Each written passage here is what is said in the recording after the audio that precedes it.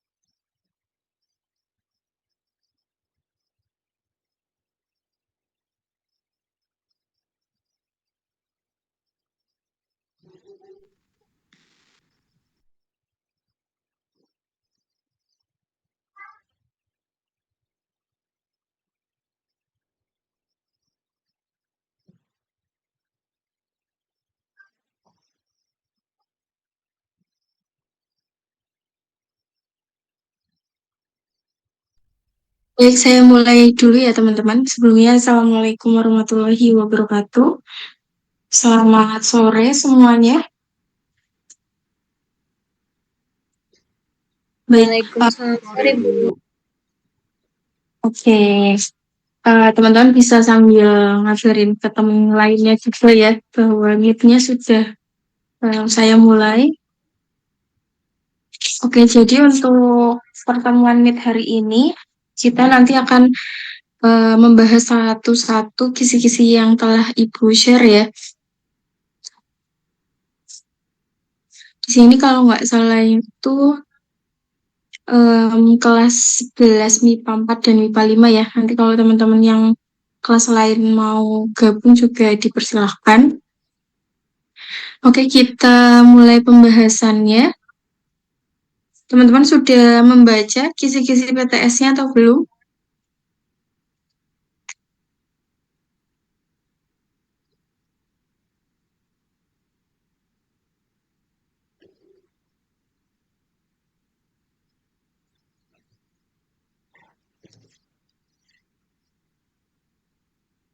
Oke, sudah terlihat belum ya teman-teman untuk apa share screen-nya Ibu? Sudah Bu. Oke,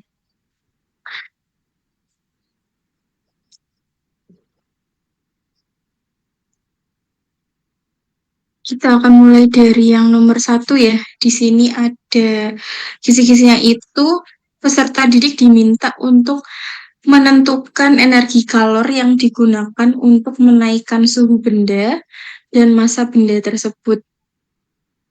Jadi nanti konsep soalnya itu teman-teman mencari dulu energi kalornya. Energi kalor itu nanti yang dicari itu Q ya. Ini nyari Q-nya. Namun bukan menggunakan MC delta T.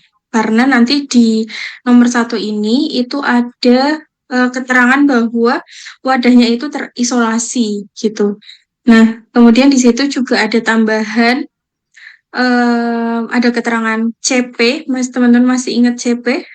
CP itu adalah kapasitas kalor.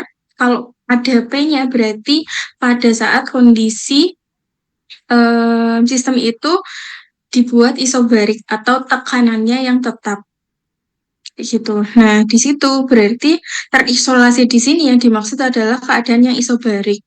Maka untuk nilai Q-nya itu bukan menggunakan MC delta T ya, tapi kita ubah massa kali kalor jenisnya ini C-nya itu kalor jenis yang biasa kita gunakan, itu kita ganti menjadi C. C kali delta T. Ini ya nanti. Berarti kalau misalkan keadaannya isobarik, pakainya CP, nek keadaannya si sistem atau lingkungan itu dibuat isokorik, berarti pakainya CV. Berarti ini adalah CP. Nah, pada penjelasan Ibu sebelumnya, pada materi termodinamika, untuk CP dan CV, kapasitas kalor pada isobarik maupun isokorik itu sudah ada nilainya masing-masing untuk beberapa gas ya di situ. Ada nanti monoatomik, kemudian diatomik, dan lainnya. Seperti itu ya. Masih ingat teman-teman, CP dan CFP itu berapa saja nilainya? Sambil dibuka lagi ya materi dari awal, dari teori kinetik gas. Oke, jadi nanti eh, dulu kan Ibu kalau monoatomik itu pakainya 3/2 kayak gitu ya. Kemudian diatomik itu tergantung dengan suhunya. Ada yang suhu rendah, kemudian suhu sedang sama suhu tinggi.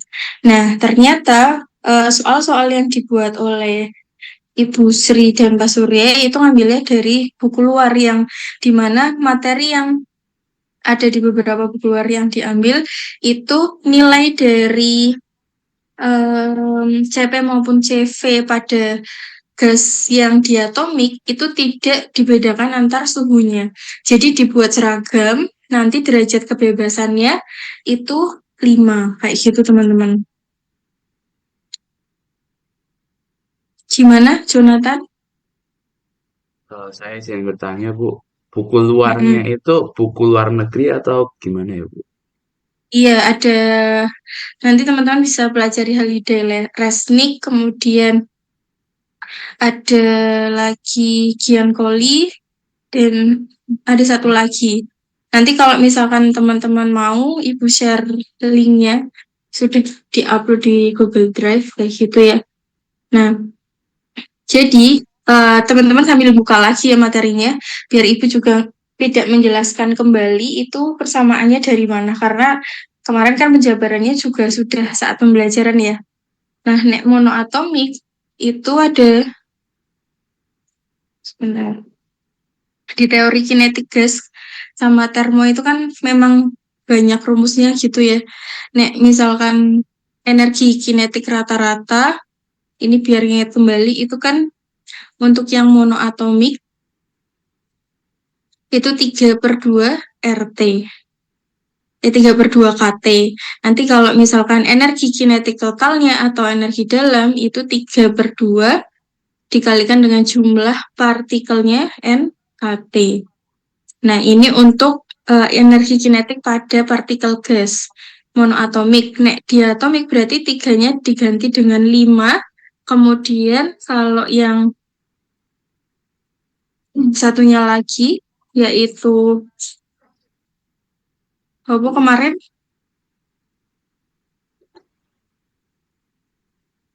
Poliatomik bukan, Bu? Iya, poliatomik itu nanti yang 7/2 KT. Kayak gitu ya teman-teman. Tidak dibedakan lagi berdasarkan suhu rendah, sedang maupun tinggi. Nah, kemudian mengingat kembali yang CV sama CP.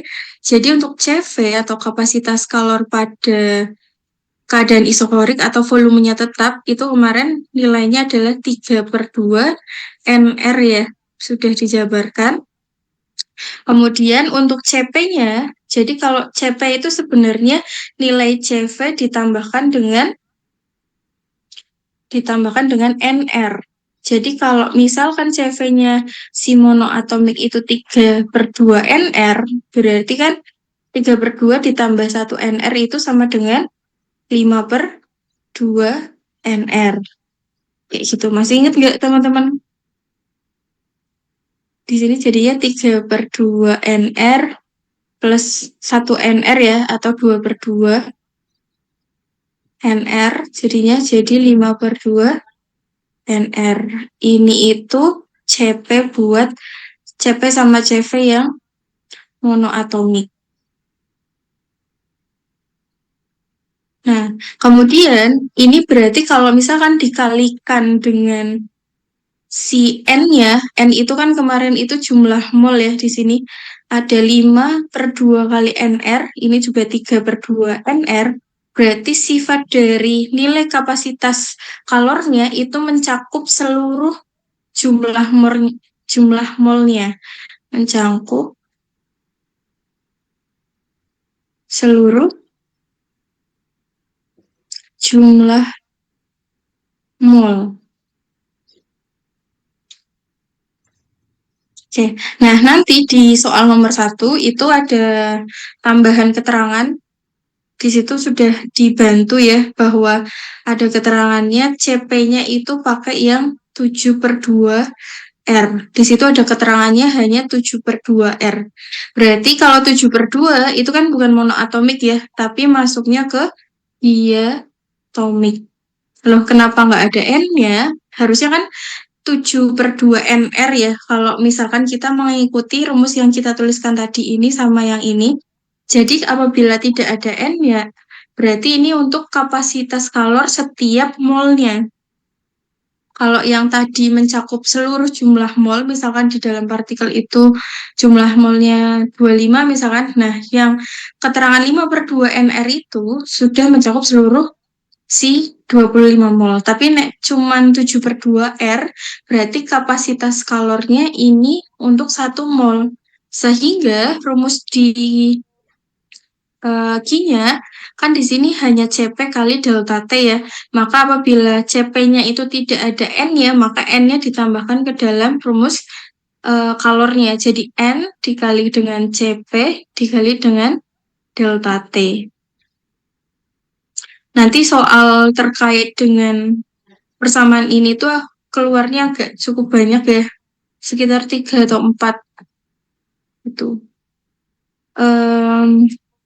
Terus kemudian, nah nanti tinggal dimasukkan nilai CP-nya itu berapa, kemudian N-nya apabila tidak disebutkan jumlah molnya itu berapa di dalam soal, nanti teman-teman bisa menjabarkan dari persamaan gas ideal. Kalau di gas ideal itu kan PV sama dengan nRT atau PV sama dengan nKT.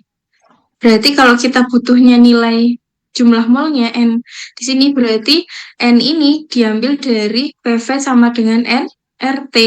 Nanti berarti di sini sama dengan N itu sama dengan PV per RT jadinya ya, dikali CP dikali dengan delta T. Kayak gitu.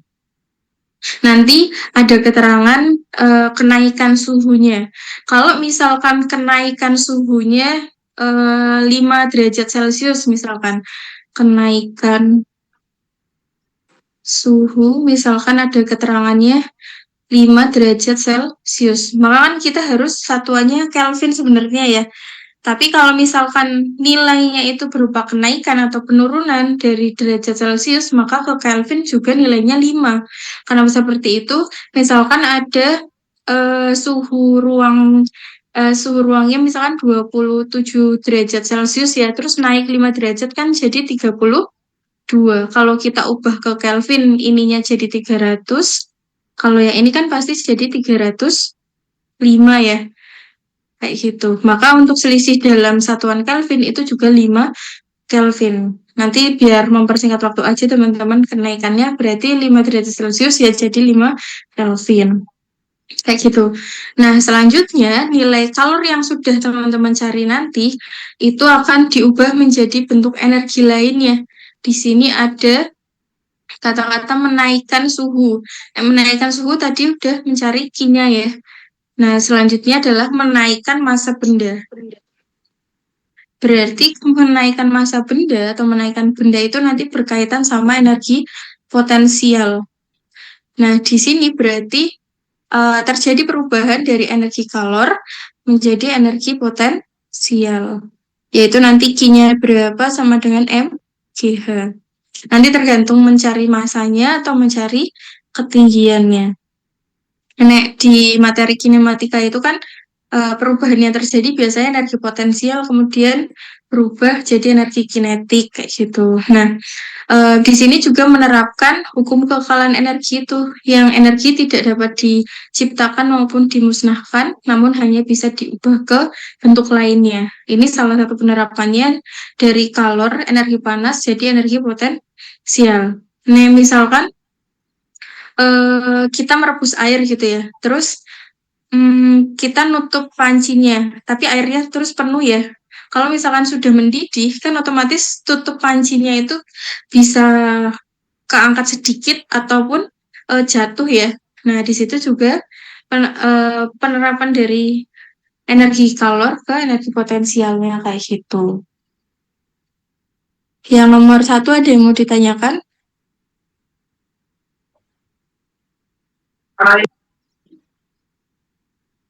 Gimana? Ada yang mau bertanya?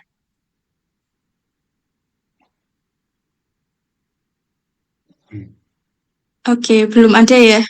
Saya next dulu. Kemudian yang nomor 2 ini juga masih hitungan. Di chat ada yang bertanya. Aku izin bertanya, kalau untuk EP itu BSI apa guys? Oh bisa kayaknya ya. Izin bertanya Bu, kalau untuk EP itu bisa sebagai usaha juga. Iya, jadi kalau usaha sama energi itu kan sebenarnya satu besaran yang memiliki yang dimensi sama, yaitu em, makanya di situ ada satuannya sama ya. Bisa. Jadi kalau misalkan ada tambahan energi dalamnya, kemudian ada usahanya, itu juga sama. Atau misalkan ditanyakannya itu berapa usaha yang diperlukan ya. Usaha yang diperlukan itu nanti kalau tidak ada tambahan energi dalam yang lainnya, itu hanya kalornya itu aja. Di sini penerapannya adalah dari energi kalor ke energi potensial. Nanti kalau teman-teman hitung angkanya itu nggak pas atau nggak tepat di pilihannya, misalkan teman-teman udah masukin nilai gravitasinya itu 10 ya, tapi kalau nggak pas berarti pakainya itu yang 9,8. Seperti itu. Kemudian yang nomor 2, menentukan usaha dari salah satu proses termodinamika. Nah, ini juga masih em, nanti mencari usaha yang dilakukan oleh Grace dalam keadaan titik-titik ya. Nanti ini bisa keadaan yang dimaksud adalah usaha pada keadaan bisa isobarik atau isokorik. Nah, jadi untuk usahanya itu sama aja kita nyari kalornya atau energi panasnya. Tak pakai tadi lagi ya, yaitu pakai yang N C tergantung CP atau CV dikalikan dengan delta T-nya. Gitu. Ini untuk nomor 2. Oh iya, boleh nanti di-share ya untuk catatan Zoom hari ini. Misalkan dia isokorik berarti pakai CV, nah Q-nya sama dengan N kali CP berarti ini isobarik kali delta T. Kemudian lanjut nomor 3 ya. Ini nomor 2 insya Allah lebih mudah hitungannya daripada nomor 1. Kalau yang nomor 1 itu kan nyari 2 ya. Kalau nomor 2 ini nanti ya udah nyari Q-nya aja. Gitu. Kemudian untuk yang nomor 3, menentukan suhu akhir dari beberapa proses termodinamika. Jadi nanti di soal ini itu alurnya adalah sebuah sistem itu pertamanya menyerap sebuah kalor dengan keadaan tertentu ya, bisa isobarik ataupun isokorik. Nah, kemudian setelah menyerap itu, dia itu akan melepaskan juga setelah dari eh, apa kejadian yang pertama itu nyerap kalor, kemudian kejadian yang kedua dia melepas kalor. Kemarin kalau misalkan menyerap sama melepas itu juga diperhatikan ya. Kalau menyerap itu berarti kalau mau menyerap berarti positif ya. Kalau melepas itu jadinya negatif. Itu diperhatikan juga. Kemudian, nah, em, saat menyerap berarti kan nanti suhunya itu jadi lebih tinggi ya terjadinya. Nah, pada saat proses menyerap, itu suhu yang tinggi itu belum diketahui. Jadi misalkan sebuah sistemnya atau sebuah gasnya itu pada kondisi A nih, dengan suhu T. Nah, terus dia akan menyerap sampai keadaan di suhu titik B di sini ya. Maka kalau dia menyerap kalor di sini berarti kan T-nya dia naik ya. Nah, T-nya kita tulis apa ya? T2. Nah, kemudian dia akan ini lagi melepaskan sampai di suhu tertentu, misalkan sampai di titik C. Nanti ini suhu yang di sini itu berapa? Kayak gitu. Berarti yang pertama teman-teman mencari dulu suhu yang tingginya di sini.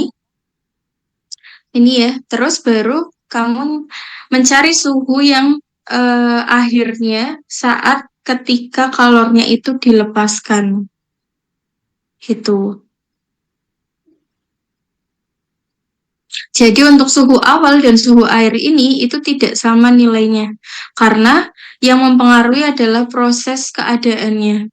Nanti bisa yang melepas itu isobarika atau isokorik dan sebagainya. Kayak gitu ya. Nanti dihafalkan juga nilai dari CP sama CV-nya.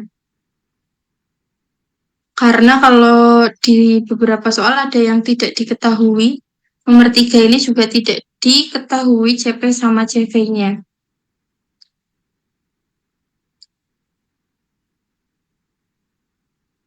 Gitu. Kemudian, ada yang mau bertanya?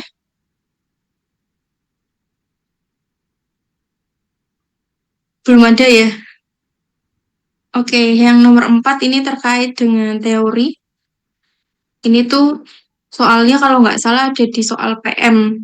Yang paling pertama apa ya, yang terkait dengan teori kinetik gas. Berkaitan sama tekanan gas, di mana tekanan gas itu nilainya dipengaruhi oleh apa saja gitu pada teori kinetik gas. Nah, kalau kita ingat kembali, jadi tekanan gas itu bisa diakibatkan atau bisa meningkat atau menurunnya itu yang pertama karena jumlah partikelnya. Kemudian karena kan kita mengambil dari persamaan gas ideal ya, PV sama dengan NKT. Berarti ini salah satu pengaruhnya semakin besar atau semakin banyak jumlah partikelnya, tekanan gas itu juga semakin besar. Kemudian dipengaruhi juga oleh suhunya. Kemudian selain itu juga dipengaruhi oleh energi kinetik teman-teman. Ternyata kalau kita waktu itu sebelum menurunkan sampai ke energi kinetik, itu kan kita berawal dari tekanannya dulu ya, atau dari gerak partikel itu yang menumbuk masing-masing dinding wadahnya, kemudian persamaan dari tekanannya itu ternyata setara atau sebanding antara energi kinetik dan tekanan. Jadi apabila energi kinetik pada gas itu semakin besar nilainya, berarti tekanannya juga semakin besar. Gitu. Kemudian ini ya, nanti juga bisa dipengaruhi oleh jumlah molnya, nRT. Tuh, nanti teman-teman kalau misalkan khawatir tidak ingat gitu rumusnya, nanti pas di awal setelah pengawasnya bagi kertas coret-coretan bisa ditulis buat mengingatkan kayak keterangan masing-masing K, kemudian R, kemudian ada bilangan Avogadro itu juga tidak diketahui di soal. Kayak K itu ketetapan Boltzmann yang 1,38 kali 10 pangkat min 23 gitu. R-nya tetapan gas ideal itu 8,314 kayak gitu ya teman-teman. Itu juga diingat-ingat juga. Nah, kemudian yang nomor 5 ini ternyata ada yang belum Ibu sampaikan juga terkait kecepatan partikel menurut fisikawan.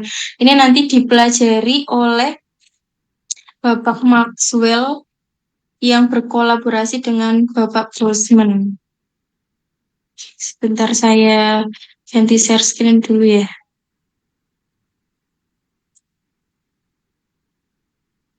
Di sini nggak tahu ya ada kelas lain atau tidak.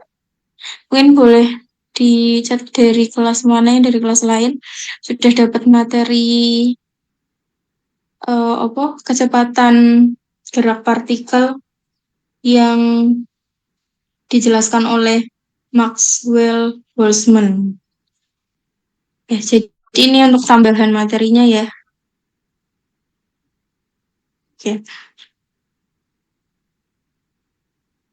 Oke, ternyata belum juga ya. Oke, jadi untuk di dalam suatu gas yang ada di dalam wadah yang terisolasi gitu, nanti kan dia terjadi tumbukan sama lain antar partikelnya di sini ya. Nah, mulai dari mana ini? Oke, jadi materi distribusi kecepatan menurut Maxwell Boltzmann ini tuh dipelajari pada materi mekanika statistik fisika. Nah, jadi Bapak Maxwell dan Boltzmann ini menggambarkan bagaimana kecepatan partikel gas yang terjadi. Nah, partikel-partikel yang ada di dalam wadah itu bergerak bebas dan tidak terjadi tumbukan yang besar. Artinya tumbukannya itu antar partikelnya itu kecil, jadi sering diabaikan. Oh ya, tadi lupa saya sampaikan. Jadi kalau di distribusi kecepatan Maxwell ini, itu yang dipelajari itu hanya untuk gas ideal. Gitu. Nah, di sini ya terjadi tumbukan-tumbukan kecil antara partikel lainnya.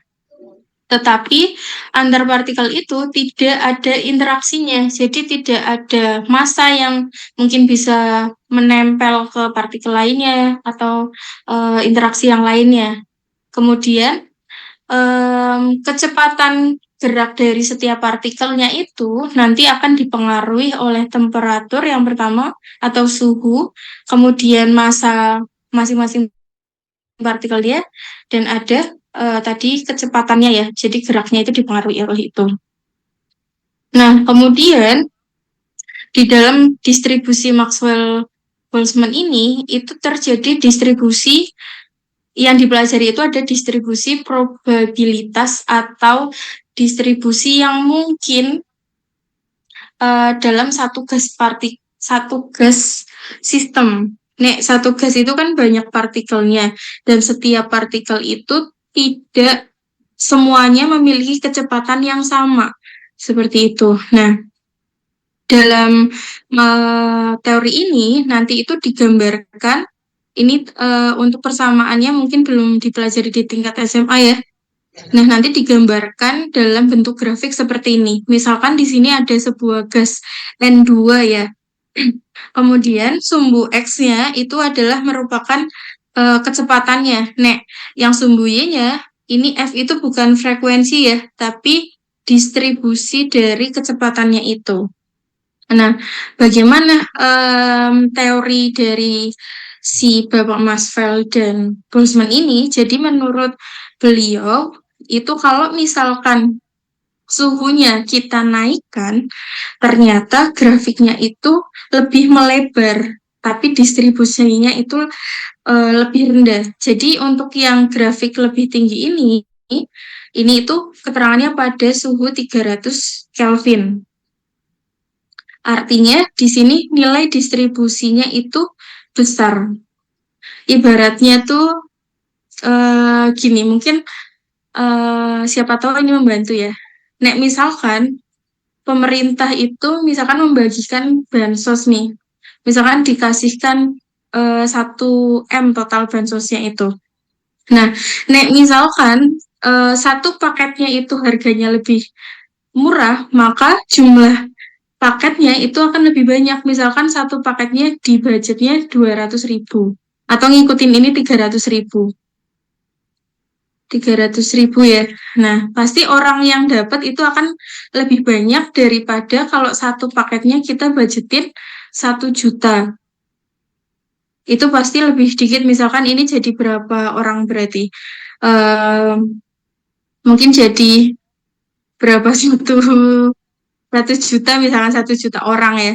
Terus ini berarti hanya 100.000 orang misalkan kayak gitu. Nah, ini pendistribusian kecepatan menurut si Maxwell itu seperti itu juga.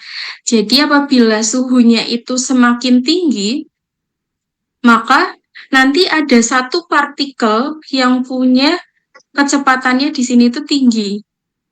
Nah, tapi distribusinya itu jadi nggak merata. Jadi nanti ada kecepatan dari sebuah partikel yang kecil yang jauh dari nilai 1000 dan sebagainya kayak gitu.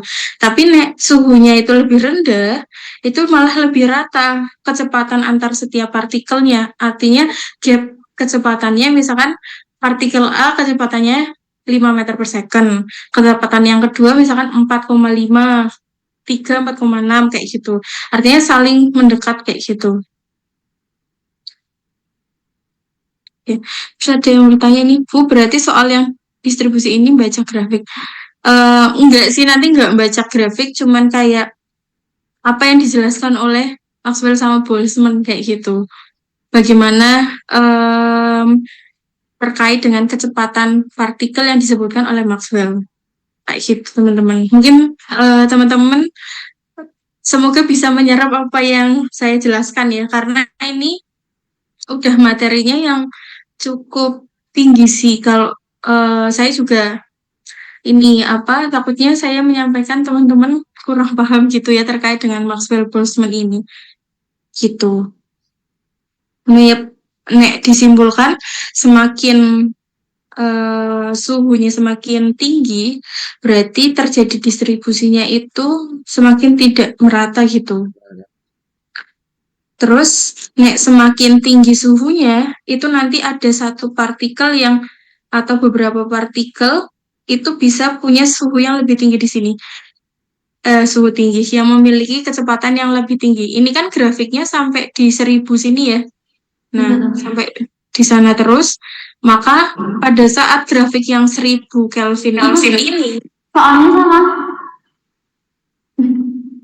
Hanya siapa yang bocor suaranya.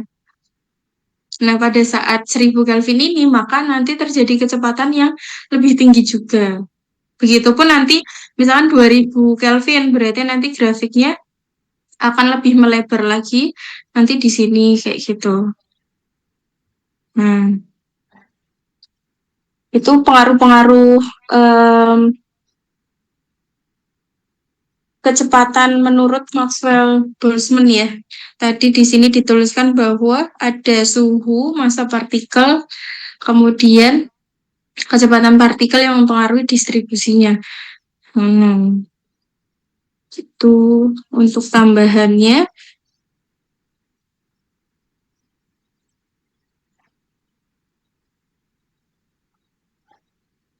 Saya lanjut lagi ya teman-teman.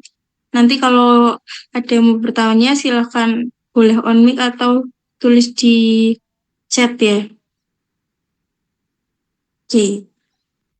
Kemudian nomor 6, di sini ada masih teori juga ya, terkait dengan teori kinetik gas, pemahaman konsepnya. Ini lebih merinci lagi itu terkait dengan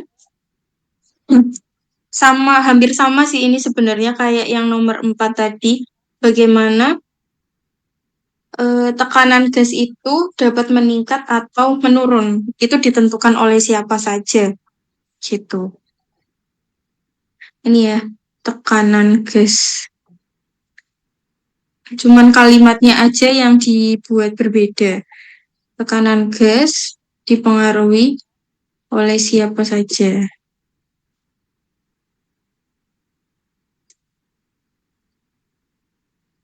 Tadi ada energi kinetik gas, kemudian ada massa dari partikel itu. Nek misalkan massa benda itu semakin besar itu kan semakin sulit untuk bergerak ya.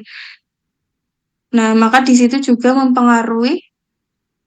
Nah, semakin sulit bergerak, jadi kecepatannya kecil, sehingga energi kinetiknya juga ikut kecil. Kemudian ada juga masa jenis. Kenapa ada masa jenis? Nek di PV sama dengan NRT. Nah, NRT-nya kan kita bisa masukkan massa per MR ya. Nah, ini juga. Kemudian em, nanti ada volumenya juga. Itu juga sebagai pengaruh. Yang sering ketukar itu adalah ini. Nek misalkan tekanan gas itu tidak dipengaruhi oleh seberapa banyaknya gas itu menumbuk dinding. Jadi kalau seberapa banyak menumbuk dinding itu kan sama aja kayak frekuensinya ya, berapa kali dia menumbuk dinding. Nah, itu tidak mempengaruhi besarnya tekanannya, karena kan walaupun dia sering numbuk, kalau misalkan semakin cepat dalam waktu tertentu kan dia juga numbuknya sebentar ya, atau menempel sama dindingnya bentar. Jadi tidak mempengaruhi nilai tekanannya. Itu untuk teorinya pengaruh dari apa yang mempengaruhi tekanan gas. Kemudian pernyataan terkait teorema ekipartisi energi ya. Di situ kan eh, ada berapa jenis gerak pada teori ekuipartisi energi.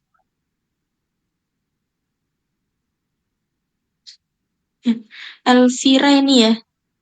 Oke, Elvira tanya kalau tadi yang tidak mempengaruhi tekanan itu ini seberapa banyak dia menumbuk, seberapa banyak kali dia menumbuk si dindingnya.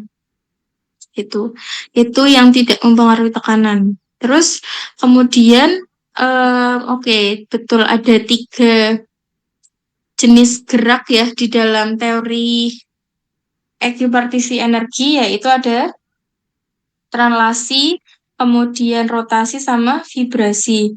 Nah, kemudian dari 3 gerak itu bagaimana bagaimana pengaruhnya terhadap energi kinetik gitu. Nah, untuk semua jenis gas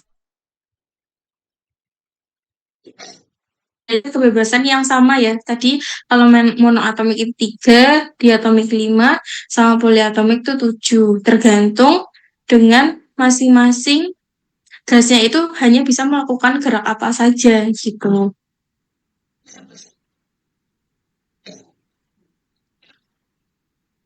Itu terkait dengan teorema ekipartisi energi. Kemudian nomor 8 Nomor 8 itu menentukan jumlah mol gas dari persamaan gas ideal. Ini nanti nomor 8, berarti pilihannya 2, karena di sini ada persamaan gas ideal, PV sama dengan nRT. Oh, berarti karena di sini sudah lebih spesifik nyari jumlah mol, ya pasti pakai ini ya, PV sama dengan nRT. Nanti tinggal yang diketahui itu apa aja. Oh, ternyata nanti nomor di 8 ini dikaitkan dengan energi kinetik, teman-teman. Energi kinetik rata-rata. Berarti dari salah satu besaran fisika antara P, V, atau T-nya itu belum diketahui. Nanti dicarinya pakai persamaan energi kinetik rata-ratanya. Nah, kemudian bisa mencari jumlah molnya. Tuh. Nah, maka untuk menjawab persamaan ini kan sebenarnya cukup mudah dihafalkan ya. Tapi untuk R-nya atau nanti K-nya atau pakai bilangan Avogadro dan sebagainya itu juga perlu diingat kembali untuk masing-masing besarannya, masing-masing konstantanya. Kayak gitu. Kemudian yang nomor 9 itu menentukan energi kinetik rata-rata molekul. Nah,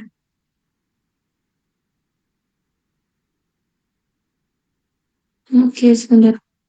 Oh, ternyata ini energi kinetik. Energi kinetik. Nanti ini ya, pertanyaannya masih ambgue. antara total sama rata-rata. Nanti saya koreksi lagi ke Pak Surya.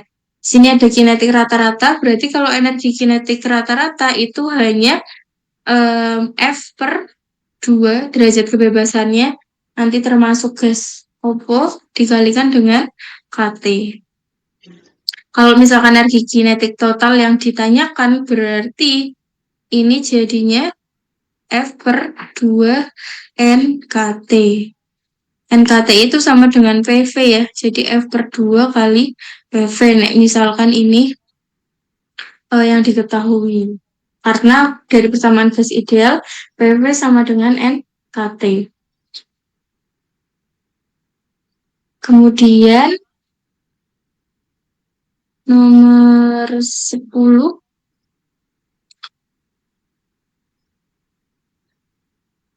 pemahaman teori kinetik gas dan hubungan dengan berbagai variabel yang terkait.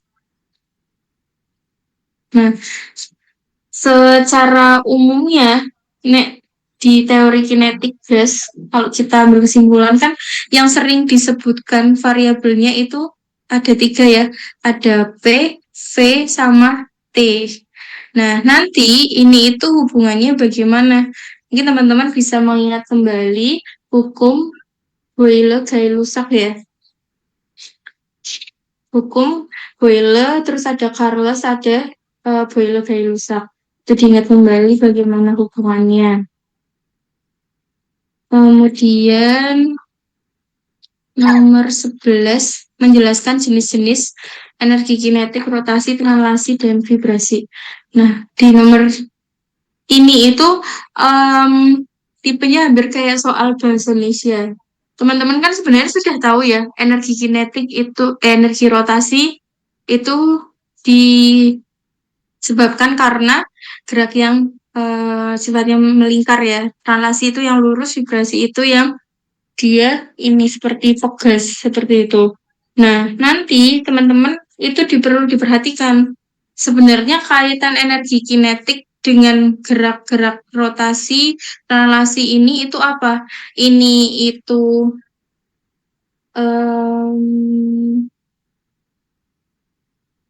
sebagai apa ya, biar lebih mudah dipahami. Ini itu sebagai penyebabnya kah, kemudian atau energi itu melibatkan energi kinetik itu melibatkan beberapa gerak itu kah ataupun apa? Nah, itu nanti diingat kembali. Jadi kalimatnya itu yang betul seperti apa?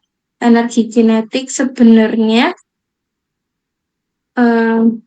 dikarenakan atau melibatkan atau yang lainnya seperti itu.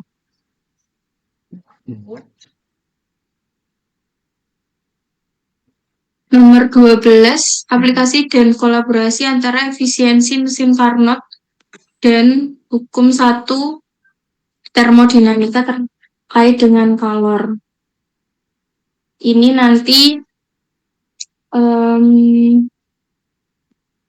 nomor 12 ya. Oke, nanti teman-teman mengingat kembali efisiensi pada mesin Carnot. Berarti kalau dia mesin kalor, dulu rumusnya apa teman-teman? Rumusnya itu W per QH ya, atau Q1. Nggak tahu ya, nanti kelas lain itu nyebutnya kalau kalor yang lebih tinggi itu pakai 1 atau 2. Kita sebut pakai QH aja ya. Kalor yang lebih high-nya sama dengan, berarti W itu bisa kita ubah jadi QH min QL per QH. Nah, misalkan dia mesin Carnot, berarti kalornya itu bisa kita ubah jadi suhunya ya, TH min TL per TH. Gitu. Itu untuk efisiensi. Oke, berarti sama ya. Untuk Q1-nya pakai yang lebih tinggi.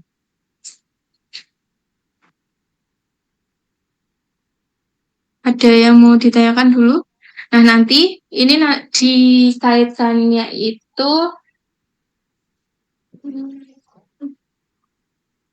nanti ada dayanya teman-teman.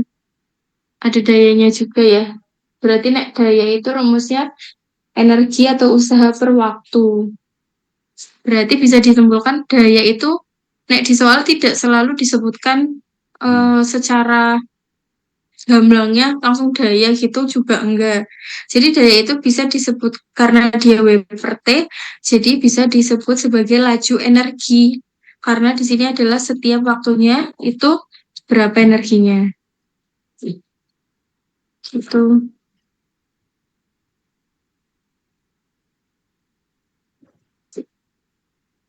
Ada yang mau ditanyakan?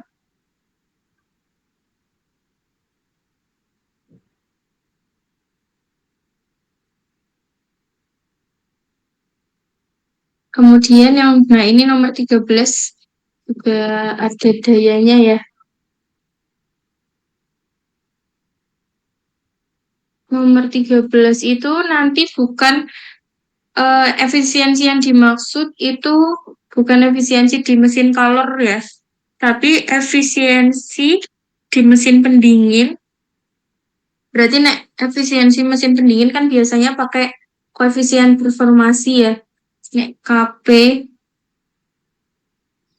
itu berarti sama dengan KL atau kalor yang lebih rendah per W sama dengan KL-nya akan tetap KL per W-nya itu KH min KL. Nanti Carnot berarti ini bisa diubah jadi TL per TH min TL. Itu koefisien performasi. Nanti dikolaborasikan dengan daya atau kerja persatuan waktunya.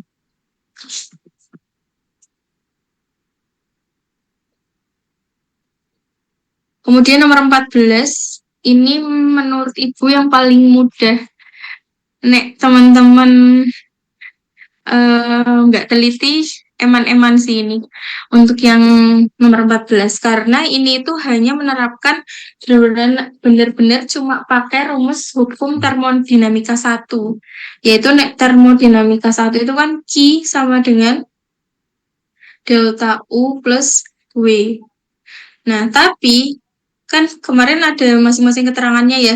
Q itu positif sama negatifnya itu ketika seperti apa. Kemudian delta U ini juga ada plus minusnya itu gimana. Ini usaha juga. Oke, kalau kalor itu nek positif berarti dia menyerap ya. Nek dilepaskan itu berarti negatif. Nek delta U itu atau energi dalam positif ketika terjadi kenaikan suhu. Nek negatif itu berarti penurunan suhu.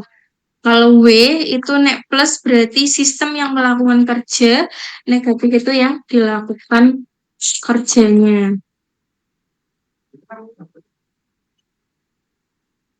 Tinggal menambah atau mengurangi aja, tergantung nanti kalimat di soalnya. Oke. Kemudian bisa mempresentasikan rasa. tolong di mute ya guys.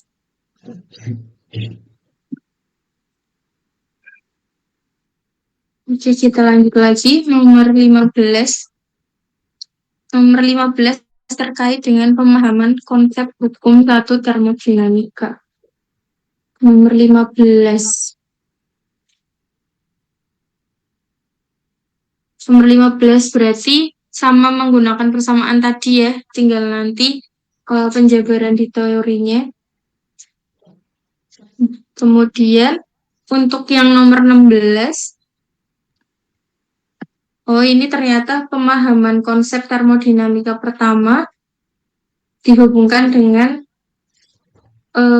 kekekalan energi. Jadi nomor 15 sama 16 itu hampir sama, yaitu dikaitkan dengan kekekalan energi. Masih ingat materi hukum kekekalan energi? Jadi pada hukum satu termodinamika nek dikaitkan sama kekekalan energi itu energi itu kan tidak dapat diciptakan dan dimusnahkan ya. Kalau katanya si prinsip kekekalan energi dan hanya dapat berubah dari satu bentuk menjadi bentuk lainnya. Nah, berarti kalau di termodinamika itu hanya nanti ada tambahannya dalam suatu sistem yang bagaimana kayak gitu. Intinya teman-teman pahami dulu kekekalan energi tadi ya. Kemudian, ini 2 soal itu sama ternyata guys. Ya wis nek misalkan salah satumu betul berarti dua-duanya betul. Tapi nek salah satumu salah sekalian jawabnya sama ya berarti salah semua. Tapi ini insya Allah teman-teman bisa lah ini memilih kalimat yang paling benar. Ya itu tadi pertanyaannya ya kisi-kisi ini konsep terkait hubungan ke satu termodinamika dengan hukum kekekalan energi yang sudah Ibu sebutkan tadi, bahwa energi itu tidak dapat diciptakan atau dimusnahkan, namun hanya diubah ke bentuk lainnya. Gitu. Nah, kemudian yang nomor 17 itu, ini pemahaman konsep terkait hubungan hukum kedua termodinamika dari beberapa sudut pandang ahli. Masih ingat teman-teman hukum dua termodinamika? Itu ada beberapa poin ya. Poin yang pertama, sebentar saya tampilkan lagi untuk PPT-nya yang waktu itu ya, biar teman-teman mengingat kembali. Hukum dua termodinamika. Oke. Nah, itu nanti ada 3 rumusan ya. Yang pertama itu rumusannya Bapak Kelvin, itu beliau menyebutkan bahwa tidak mungkin membuat mesin yang menarik kalor dari tandon suhu tinggi dan mengubah seluruhnya menjadi usaha mekanik. Artinya pasti ada kalor yang dibuang. Ini yang waktu itu penerapannya di knalpot pada motor ya. Nah, itu pasti ada kalor yang dibuang. Tidak seluruh kalor yang diserap menjadi usaha atau energi. Itu untuk rumusan Kelvin. Kemudian yang kedua di hukum termodinamika itu terkait dengan mesin pendingin oleh Bapak Clausius. Di situ menyebutkan bahwa tidak mungkin mengalirkan kalor dari suhu rendah ke suhu tinggi tanpa adanya usaha luar. Jadi secara alamiahnya kan harusnya suhu itu mengalir dari suhu itu mengalir dari suhu yang lebih tinggi ke rendah ya. Tidak mungkin terjadi suhu rendah ke tinggi. Maka kita perlu bantuan sebuah usaha dari luar gitu. Makanya di sini ada W-nya untuk membantu terjadi aliran kalornya. Kemudian untuk yang ketiga, poin ketiganya terkait dengan entropi. Nah, entropi itu nanti terjadi pada 2 proses, yaitu proses irreversible sama reversible. Jadi kalau misalkan pada proses yang irreversible, itu nilai entropinya itu selalu naik, tapi di reversible berarti selalu tetap gitu. Entropi diingat-ingat juga ya, terkait keacakan suatu energi sistem. Semakin acak penyusun materi atau partikelnya, itu berarti entropinya semakin tinggi. Tapi misalkan suatu benda yang panasnya itu cuma di ujungnya aja gitu ya, nah berarti di situ nilai entropinya malah semakin kecil. Pokoknya semakin semrawut semakin gede entropinya kayak gitu ya. Itu entropi yang keluar hanya terkait dengan teorinya saja. Kemudian saya lanjutkan lagi. Itu untuk yang ini nomor 17 tadi ya, terkait dengan hukum 2 termodinamika. Yang nomor 18 itu menentukan energi yang keluar pada mesin pendingin. Nah, ini nanti berarti kalau energi yang keluar dari mesin pendingin artinya QL atau QH atau Q1 atau Q2. Tadi pada gambarnya, nek mesin pendingin itu dia menyerap kalor yang lebih rendah ya, kemudian akan mengeluarkannya ke reservoir yang lebih tinggi. Berarti nek misalkan ini energi yang dikeluarkan pada mesin pendingin itu yang dimaksudkan adalah QH-nya. Atau nek kita biasanya pakainya Q1 ya, gitu. Tadi kalau di mesin pendingin itu ada koefisien performasi itu sama dengan Q2 per W. Jadi energi yang dikeluarkan itu bukan W yang ditanyakan ya, tapi adalah Q1-nya. Berarti kita masukkan Q2 per Q1 min Q2. Nanti diterapkan di soalnya seperti itu. Untuk mencari energi yang dikeluarkan pada mesin pendingin. Kemudian di sini ada menentukan efisiensi suatu mesin yang disajikan dalam bentuk grafik yang waktu itu juga pernah jadi latihan soal. Hitung usaha dalam bentuk grafik ya. Nah, nanti bagaimana efisiensinya? Seperti itu. Nanti tergantung efisiennya itu efisiennya mesinnya itu mesin kalor atau mesin pendingin di soal ya. Efisiennya berarti kita sesuaikan nek tadi kalau mesin kalor itu yang W per QH ya. Kalau misalkan yang mesin pendingin itu sama dengan Q2 per W. Nanti teman-teman mencari dulu W-nya dari grafik ya.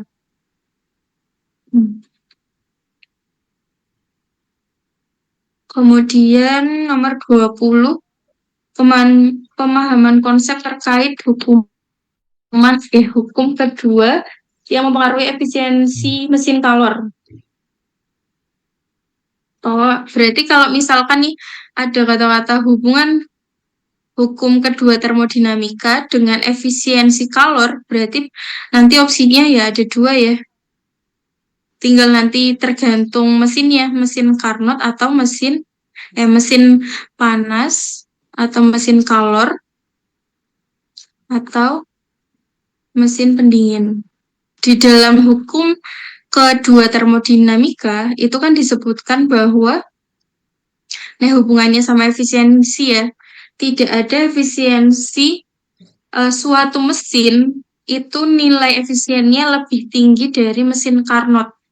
Nah, mesin Carnot itu kan mesin yang paling ideal, walaupun efisiennya juga tidak 100% ya, tidak 100%. Pokoknya nek mesin-mesin kalor, mesin-mesin pendingin yang pada kehidupan sehari-hari ini efisiensinya tidak akan melebihi efisiensi dari mesin Carnot. Siapa ini Aira? Bisa izin bertanya buat persamaan. Eta untuk mesin kalor atau mesin pendingin jadinya Q-nya boleh diper 1 enggak ya, Bu?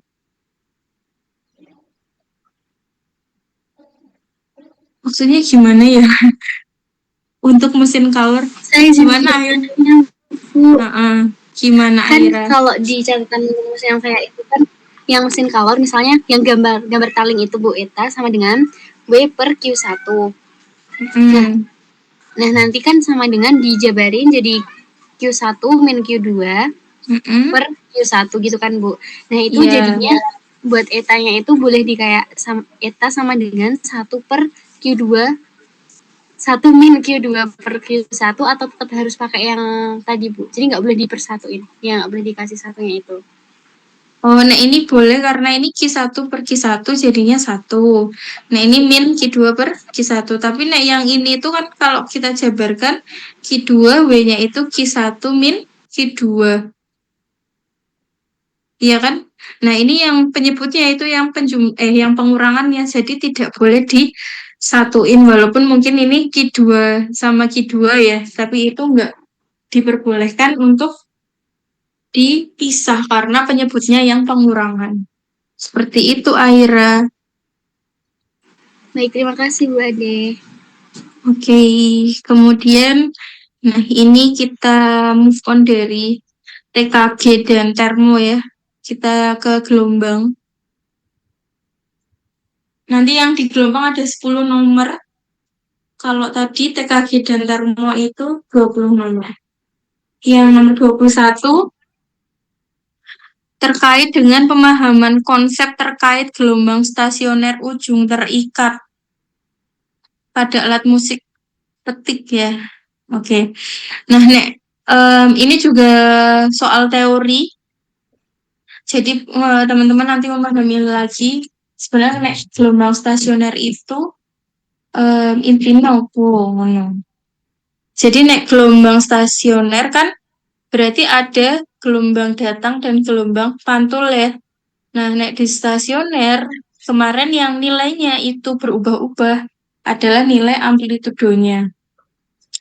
Tetapi walaupun nilai amplitudonya itu berubah, nilai panjang gelombangnya itu akan tetap sama baik gelombang datang maupun gelombang pantul. Makanya di dalam materi gelombang stasioner itu ada amplitudo yang sudah ada di persamaan dan ada amplitudo stasionernya ya. Amplitudo stasioner itu kan berarti amplitudo pada titik yang ditanyakan kayak gitu. Itu untuk konsep stasioner ujung terikat ya, yang diambil dari sebuah alat musik nanti. Kemudian nomor 22 mencari informasi dari suatu persamaan gelombang mekanik. Oke, jadi untuk gelombang mekanik kemarin persamaannya kita kan biasanya pakai Y sama dengan A sin omega T plus minus KX ya. Nah, ternyata di dalam penulisan buku luar negeri itu ini tuh bisa dibalik. Jadi bisa juga dituliskan KX plus minus omega T. Gitu. Di sini A sin. Nah, nanti mencari informasi yang dimaksud itu nanti memilih beberapa pernyataan yang betul. Kayak mungkin simpangan pada titik tertentu ataupun panjang gelombang, periode, kecepatan sudut dan sebagainya. Kayak gitu. Nanti dipahami lagi persamaan atau rumus-rumus dasarnya ya. Panjang gelombang itu berarti diperoleh dari nilai bilangan gelombangnya atau K-nya ya, yaitu 2pi per K.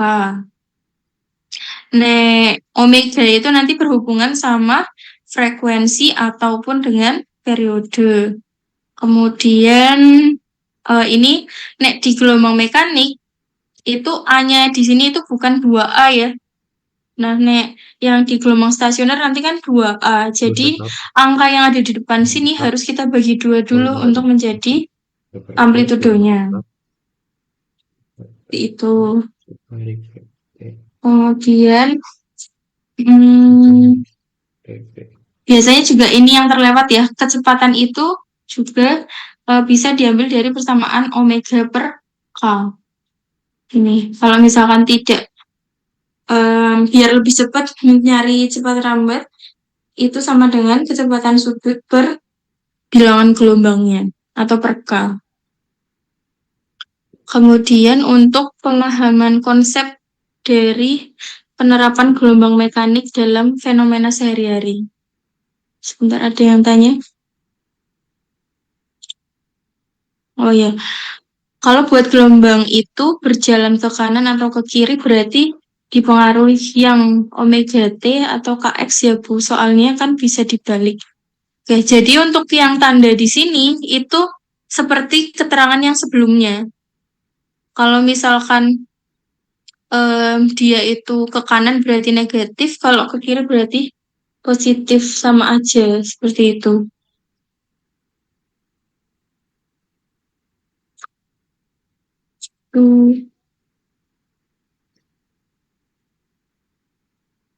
Oke, kita lanjutkan lagi.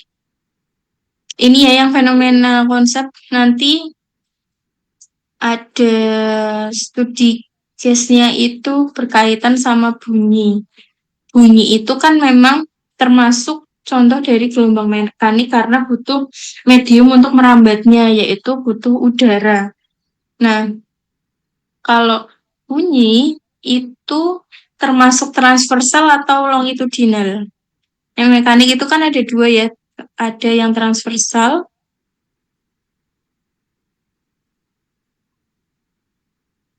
sama ada yang longitudinal. Nah, kalau bunyi nanti itu masuknya ke transversal atau ke longitudinal. Ini memang bab selanjutnya sih. Yes. Jadi kalau bunyi itu masuknya ke longitudinal. Nah, nanti teman-teman mencari nih, kalau longitudinal itu sifatnya bagaimana? Kayak gitu. Kalau transversal kan dia antara arah rambatan sama arah rambatannya dengan arah apa satu lagi itu kok ibu ngebreng ya? Arah rambatan dan arah geraknya itu kan dia tegak lurus ya. Oh ya, arah rambatan dan arah getarannya itu tegak lurus. Nah, longitudinal itu gimana? Kemudian nanti bagaimana kaitannya dengan studi case yang akan ditampilkan di nomor itu? Seperti itu. Gitu. Kemudian nomor 24. Nomor 24 itu memahami suatu grafik. Ini membaca grafik aja sebenarnya ya, tapi ada hitungannya. Jadi dari sebuah gambar grafik nanti teman-teman menentukan simpangannya. Nah, simpangan gelombang mekanik itu kan ada kemungkinan 3 gambar ya, yang dia mulainya dari 0 seperti ini, atau dia mulainya dari atas dulu bisa. Nah, kemudian atau dia ini mulainya dari bawah. Nah, seperti ini. Berarti ini kan seperti biasa ya, Y sama dengan A sin omega T. Kemudian apabila diketahui terkait dengan jaraknya, kemudian panjang gelombangnya bisa ditambahkan dengan plus minus X kayak gini. Kemudian yang ini ditambah 90 atau dikurangi. Y sama dengan A sin, karena dia udah sampai di sini ya, maka untuk menuju ke 0 sini kan harus butuh 90. Jadi omega T plus minus, misalkan ada bilangan gelombangnya atau keterangan panjang gelombangnya bisa ditambah plus minus KX, tapi nggak ada ya nggak apa-apa sebenarnya. Karena kan gelombang itu secara umum memang hanya A sin omega T. Karena di sini ada variabel yang sering menentukan itu hanya variabel dari waktunya. Terus ini ditambahkan dengan 90 derajat atau setengah pi ya. Kalau yang ini berarti ini kemudian dikurangi 90. Itu nanti untuk membaca gelombangnya. Nanti dicari nilai amplitudonya berapa, kemudian omeganya, dan lain-lainnya seperti itu.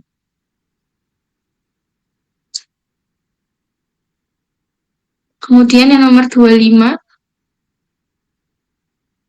ini penerapan dari percobaan Melde ya. Ada, kalau nggak salah, MIPA 5 itu belum selesai sampai di Melde. Jadi percobaan Melde itu kan untuk menentukan kecepatan gelombang terhadap tegangan talinya, kemudian ada panjang talinya, dan ada massa talinya. Dimana secara umum untuk V pada percobaan Melde itu sama dengan F dikalikan dengan L per massa. Massa itu bukan massa bendanya ya, walaupun di soal ini kan nanti biasanya seperti ini katrolnya, kemudian di sini nanti talinya yang akan membentuk sebuah gelombang di sini. Kemudian di sini akan digantungkan bendanya. Jadi nek massa ini adalah massa talinya, ini panjang talinya. Nek F-nya itu adalah gaya tegangannya. Berarti nek misalkan digantungkan bola, digantungkan benda, berarti nilai tegangan talinya itu sama dengan berat bendanya ya. Seperti di hukum Newton atau pada materi dinamika gerak, berarti kalau ini itu tidak ada pergerakan atau sifatnya diam, berarti kan sigma F-nya sama dengan 0. Di sini ada nilai tegangan talinya, berarti T min W sama dengan 0, sehingga tegangan talinya itu senilai dengan W. Atau tegangan tali itu di rumusnya dimasukkan pada F kali L per M-nya. Kemudian di soal ini tuh nanti ditambahkan keterangan bahwa jenis gelombang yang digunakan itu adalah stasioner yang ujung tetap. Nah, berarti kalau ujung tetap, nanti ya, ini ditambahkan dengan ujung tetap.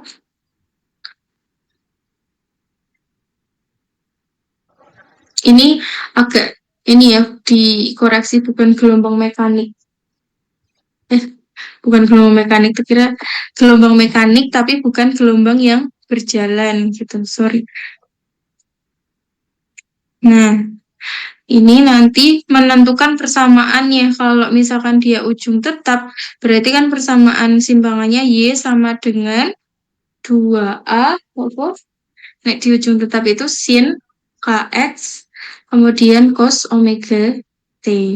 Kalau ujung terbuka atau ujung bebas, ini nanti persamaannya dia sama dengan 2A cos KX sin omega T. Nah, kenapa dikaitkan dengan percobaan Melde? Nah, V ini nanti itu ternyata berpengaruh nih. V itu bisa mencari nilai K-nya Kak, atau nyari omega-nya kayak gitu.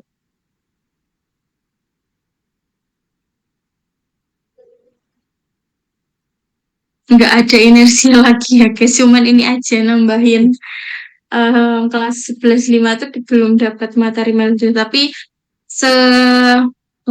singkatnya itu hanya mempelajari seperti ini aja, bahwa kecepatan gelombang pada percobaannya Bapak Melde itu dipengaruhi oleh gaya tegangan tali dan massa per satuan panjang, sehingga di sini rumusnya langsung jadi F kali L per M.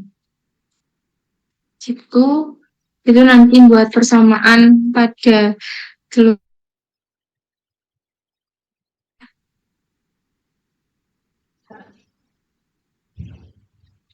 Terus kemudian menentukan perubahan frekuensi dari sebuah gelombang yang disajikan dalam bentuk bacaan dan pemahaman grafik. Nah, nanti di sini tuh gambarnya ada sebuah kawat gitu, yang pada gambar pertama sama gambar kedua, gambar 1 dan gambar 2, itu memiliki jumlah gelombang yang berbeda. Ini berbeda ya, N1 akan tidak sama dengan N2 jumlah gelombangnya. Berarti nanti ya gambar seperti ininya itu berbeda.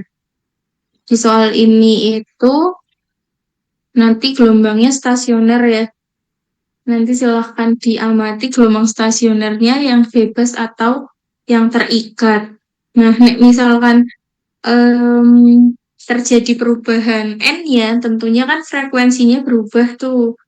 Nah, nanti ada beberapa nilai yang dibuatnya itu beda juga. Nah, nanti dikaitannya ini sama F. F-nya dibuat beda F-nya atau gayanya. Berarti ini kayak hasil percobaan Melde itu ada dua. Nah, gambar satu mungkin ada 5 gelombang, terus yang ini ada 2 gelombang, misalkan seperti itu. Nah, kemudian ketika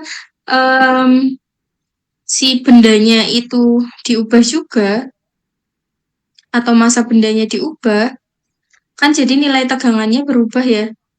Nah, itu berarti frekuensinya bagaimana untuk frekuensi di gambar kedua ketika frekuensi yang pertama diketahui juga. Ini berarti nanti kita bisa bandingkan karena ada percobaan Melde-nya, nanti bisa pakai V dibandingkan V1 sama dengan rumusnya apa, terus ini per V2 rumusnya itu apa. Oh, no. Nah, V-nya ini, karena nanti akan dikaitkan dengan frekuensi, berarti lambda kali frekuensi. Nah, nanti ketemu tuh antara frekuensi yang pertama atau yang kedua yang ditanyakan.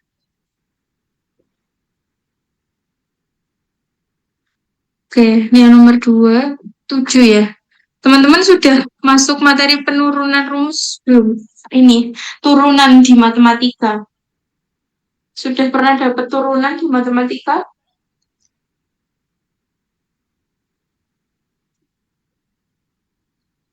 Belum, Bu. Oh, belum. Tapi Bu Sri dan Pak Sur udah. Oh, udah pernah ngajarin. Oke. Saya tambahkan lagi juga ya. Nah, jadi mungkin harusnya di kelas 10 juga udah ya. Di kelas 10 itu kan belajar terkait dengan jarak, kemudian kecepatan, terus jadi percepatan gitu ya. Nah, di materi itu, jarak apabila diturunkan, itu akan diturunkan terhadap waktu, kan jadinya kecepatan. Makanya rumus V itu sama dengan S per T ya. Nah, ini sebenarnya kalau dipelajari lebih lanjut, itu berasal dari dV sama dengan ds per dt. Gitu. Ini kayaknya salah. dV per dt. Ini dV per dt itu sama dengan turunan dari ds terhadap waktunya. Kayak gitu.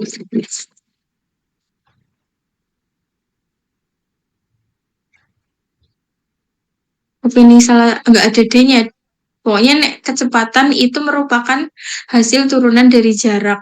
Kemudian percepatan itu turunan dari dV per dt.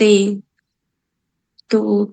Nah, maka nanti di sini juga ada soal terkait dengan turunan, di mana nanti teman-teman dari persamaan yang diketahui simpangannya, misalkan Y-nya sama dengan, kita pakai rumus umum aja ya, misalkan A sin omega T min Kx, misalkan seperti ini.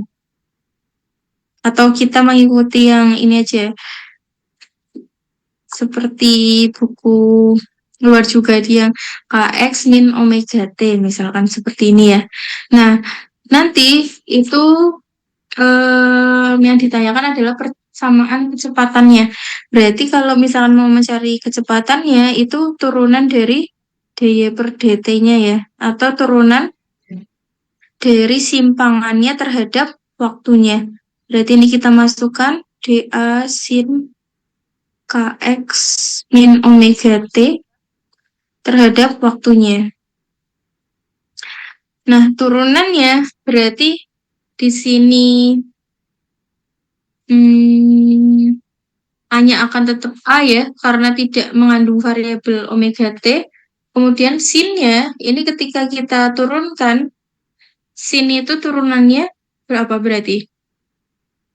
Kalau turunan trigonometri, itu kan urutannya sin kalau diturunkan jadi cos. Kalau cos diturunkan jadi min sin. Kalau min sin diturunkan jadi min kos kayak gitu ya. Nanti silahkan juga dipelajari yang itu. Nah, ini berarti kalau misalkan di sini persamaannya pakai sin, kita turunkan jadinya cos. Nah, kemudian di dalam variabel ini kx min omega t itu kan ada yang melibat atau yang ada yang melibatkan t di sini, omega t. Maka omega t ini nanti dikeluarkan ke depan. Jadinya sini min omega t.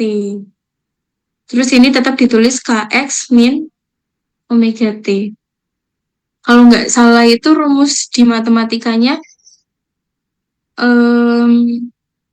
gini, misalkan apa ya? Biar teman-teman lebih memahami turunan.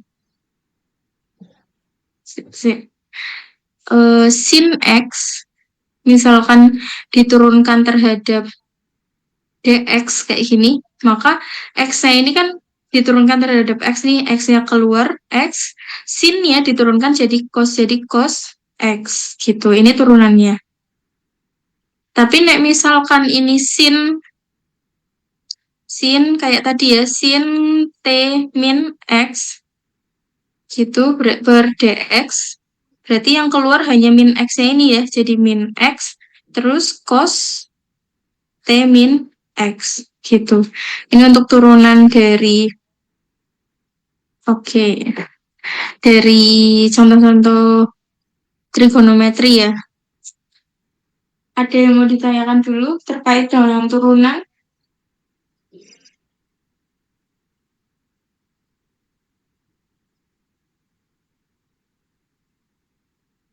Nomor 28. 28 itu nanti 28.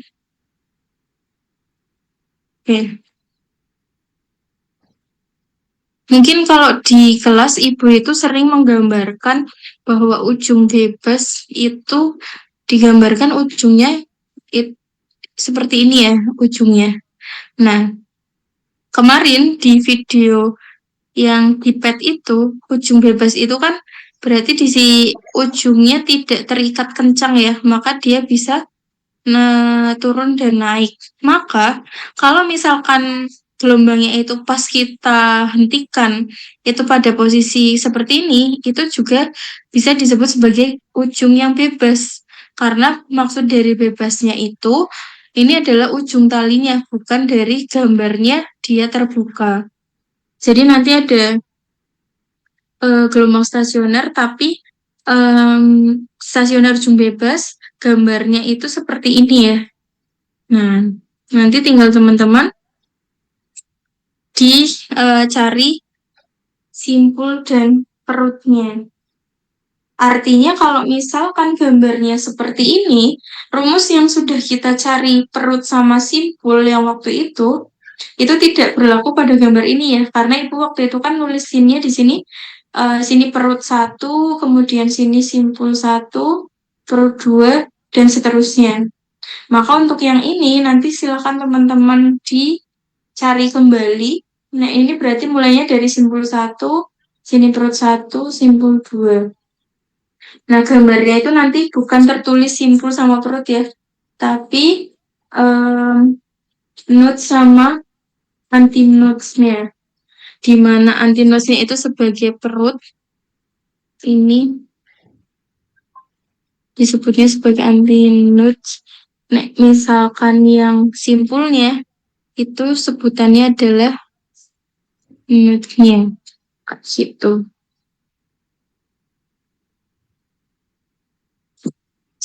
Seperti itu teman-teman. Nah, misalkan teman-teman nggak mau membuat persamaan lagi ya, digambar aja. Misalkan nanti ditanyakannya perut kelima, berarti gambarin sampai ketemu ada perut kelima terbentuknya berapa gelombang dari ujung bebas atau dari ujung dari sumber gelombangnya.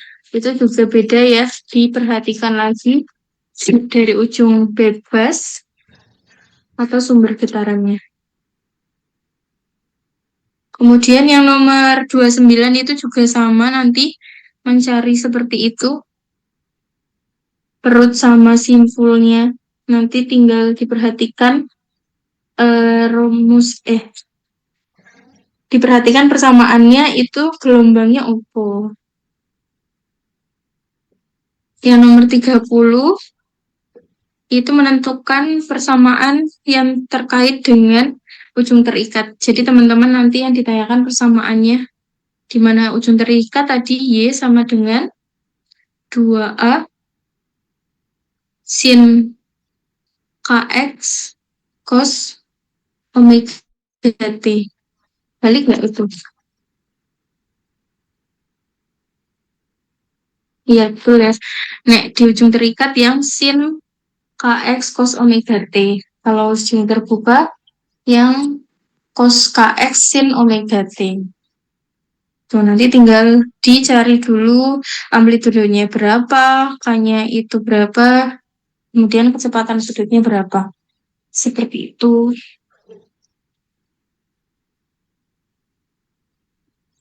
Oke, ini untuk pembahasan kisi-kisinya. Nanti teman-teman bisa bertanya ke ibu kalau misalkan ada yang mau ditanyakan masih bingung. Bu, fase gelombang apa enggak? Kalau fase gelombang tidak jadi diikutkan ya. Kemarin ada beberapa soal yang diganti.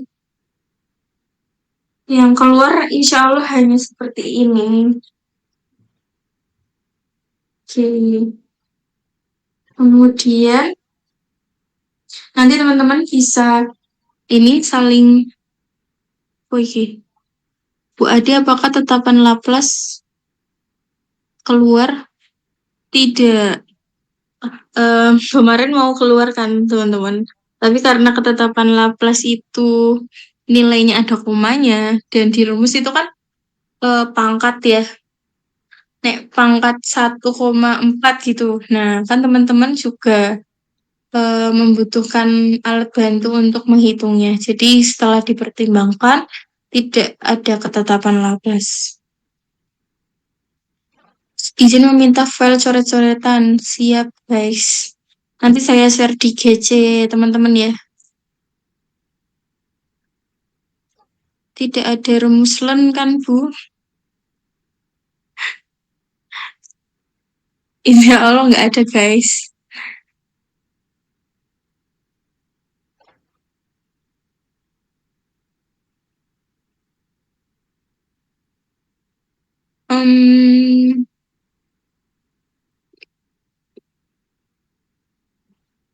Oh iya, karena ini lensis selama Ibu mencoba tadi belum nemuin ya, belum menemukan nilai len. Tapi nanti ketika Ibu lagi ngoreksi lagi, nek misalkan ada Ibu kasih tahu ke teman-teman ya, kalau ada nilai lennya. Nek akarnya, oh iya, alhamdulillah sudah diganti juga nilai akarnya tidak ada yang akar. Terus nilai pi-nya tetap pi.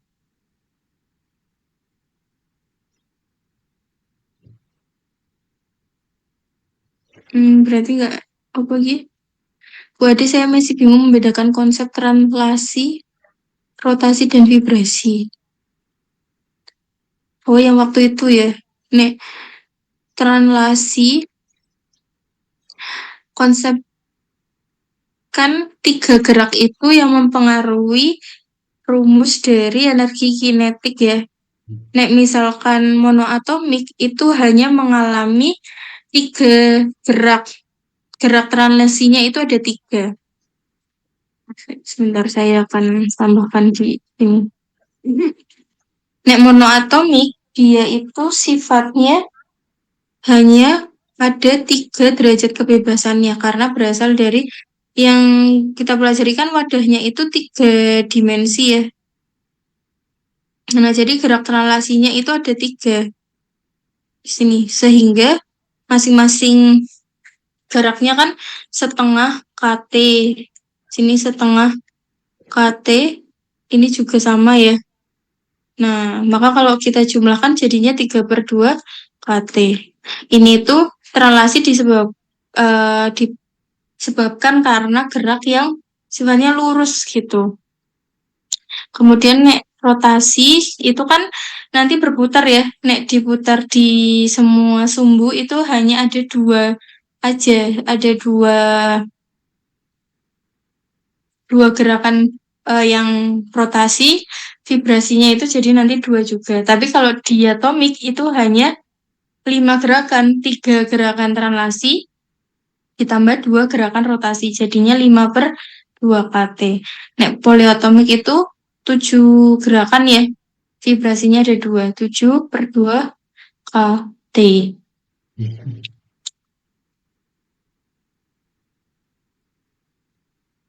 Seperti itu. Ini yang mempengaruhi besarnya energi kinetik. Berarti nggak ada isotermal.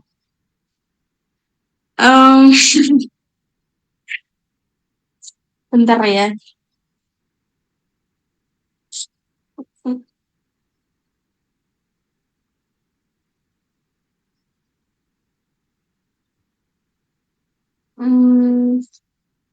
Sebenarnya tuh ada isotermal, guys.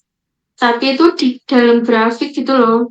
Kalau waktu itu kan grafiknya bisa dicari pakai rumus luasan grafik itu.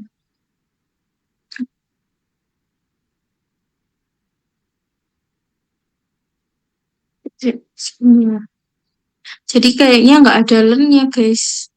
Coba ya nanti saya cek lagi. Ibu kurang hitungnya.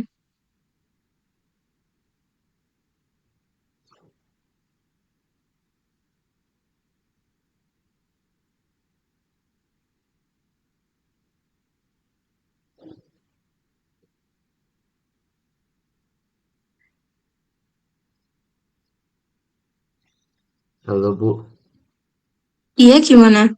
saya izin tanya lagi Bu.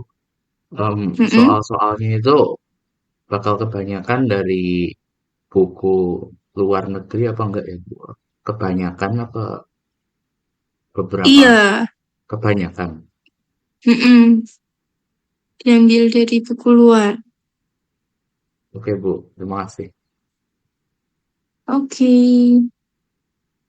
Itu kan nanti tadi di nomor berapa ya yang menentukan em, apa? Pokoknya siklus usaha atau energi tadi yang digambarkan dengan grafik. Nah, nanti kalau itu kan caranya bisa pakai yang NR len NRT len V1 atau NRT len apa kemarin ya yang ada persamaannya lainnya itu. Nah, kan itu bisa diakali juga pakai luasan yang ada di bawah grafiknya. Atau nek grafiknya tertutup berarti usahanya ya luasan yang di dalam grafik itu. Itu untuk cara lain untuk menghindari lennya. Bu izin bertanya, baiknya Latsol dari mana saja ya, Bu, sekiranya setipe sama soal besok. Terima kasih.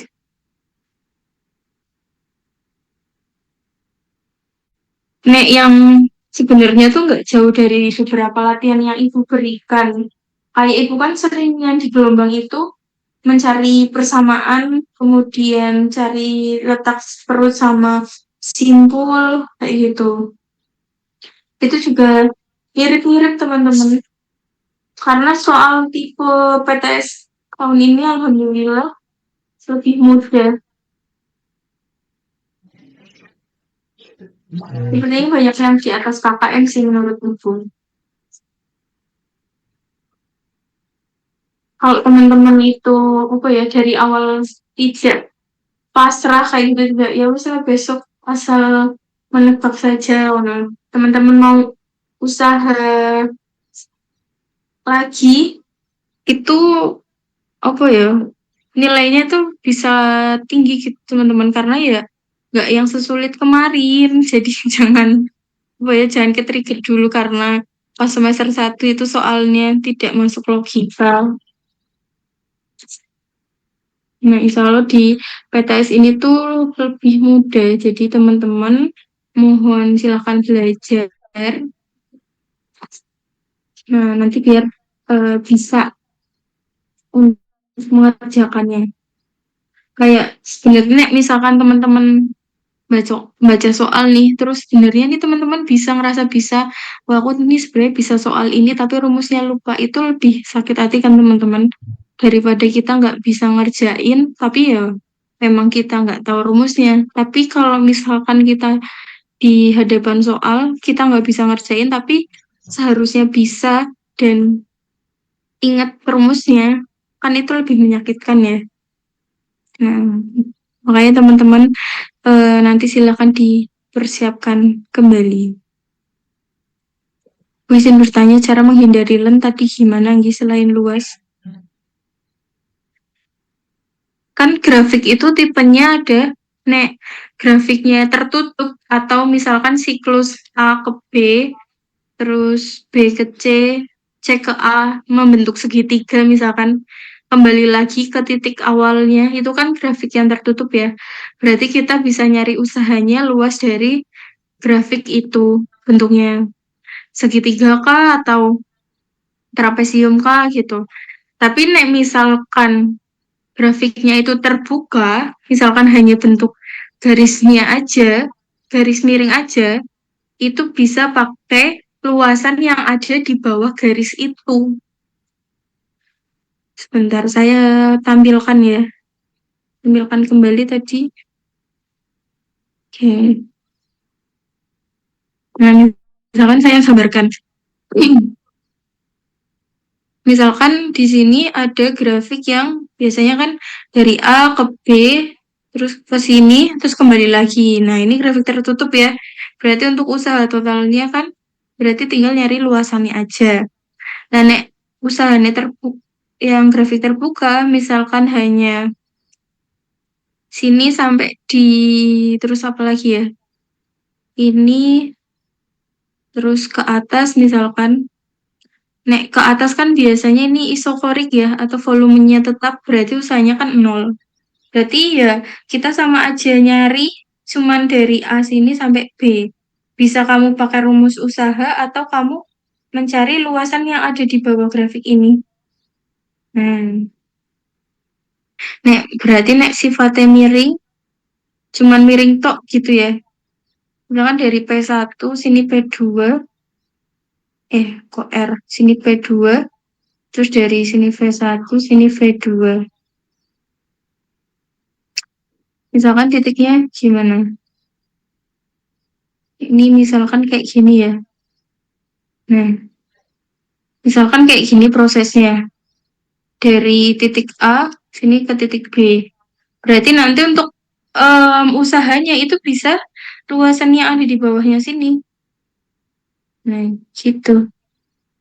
Berarti bentuknya kan trapesium. Kenapa ini itu jadi luasan yang ada di dalam ya? Jadi kan siklusnya seperti ini ya. Kemudian ini kembali lagi kan. Salah satunya ini itu ada yang negatif. Sehingga nek di total itu sebenarnya cuma langsung nyari luasan yang ada di bawahnya. Gitu.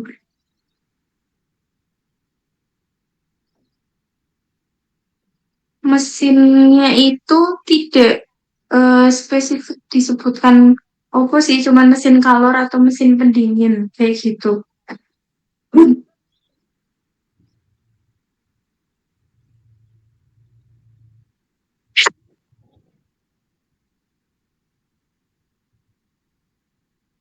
Gimana teman-teman?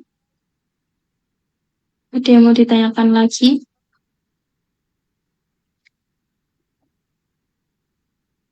Nanti Ibu ini ya bisa menjawab pertanyaan teman-teman sampai jam 9 aja ya.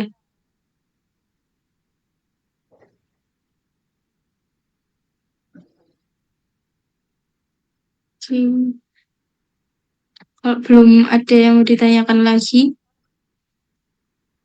Ibu mau tutup Meet sore ini dulu ya. Gimana? Belum ada lagi pertanyaan dari teman-teman?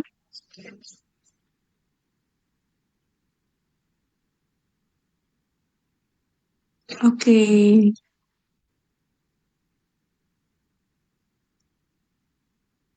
Sepertinya belum ada ya. Oke, silahkan teman-teman latihan kembali soal-soal yang diberikan oleh guru masing-masing yang kaitannya atau nyerempet-nyerempet sama kisi-kisi gitu. Kemudian pelajari juga teori-teori yang dimaksud tadi kan lebih banyak soal teori sebenarnya di PTS kali ini. Oke, teman-teman, bila belum ada yang bertanya kembali, saya tutup dulu ya. Oke, saya ucapkan terima kasih untuk hari ini. Semangat teman-teman. Semoga besok dilancarkan PTS fisikanya. Dan Ibu doakan teman-teman semua di atas KKM, bahkan ada yang mencapai 90-an gitu ya. Oke, saya akhiri dulu ya teman-teman. Mohon maaf apabila ada salahnya. Nek misalkan mau bertanya lagi, Ibu tunggu sampai jam 9 malam aja ya. Oke, saya tutup. Wassalamualaikum warahmatullahi wabarakatuh. Masih banyak Bu Ade. Terima kasih Bu Ade. Terima kasih ya Bu. Sama-sama. Terima kasih Bu Ade. Izin keluar, Bu. Oke, sama-sama.